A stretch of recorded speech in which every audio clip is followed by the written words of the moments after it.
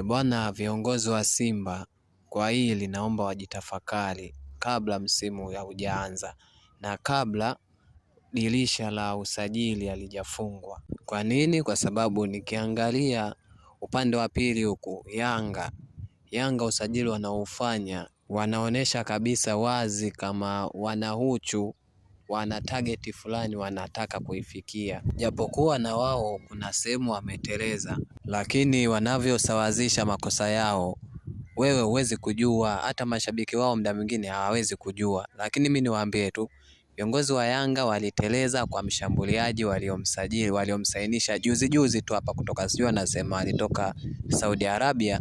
Yule waliona kabisa hapa tumeteleza, ndo maana wakafanya juu chini ya kwenda kumchukua huyu Peter Shalulile. Lakini Simba kila siku tunasikia tetesi tu, sijui mara tunamtaka Mayele, mara sisi tunamtaka nani. Kinachofanyika hata hakieleweki. Tatizo nini? Na msimu ndo huo unakaribia kuanza, klabu bingwa inakaribia kuanza. Hivi kweli Simba tunaenda klabu bingwa tunamtegemea Dumbia kweli? Manake tabu ipo pale pale kama mwaka jana. Kwa nini? Kwa sababu striker mmoja hatoboi kwenye mashindano yote, inabidi wangekuwa angalau wawili watatu hivi.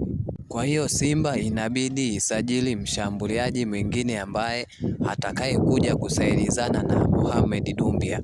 Mkilipuuzia hili basi tabu ipo pale pale msimu ujao.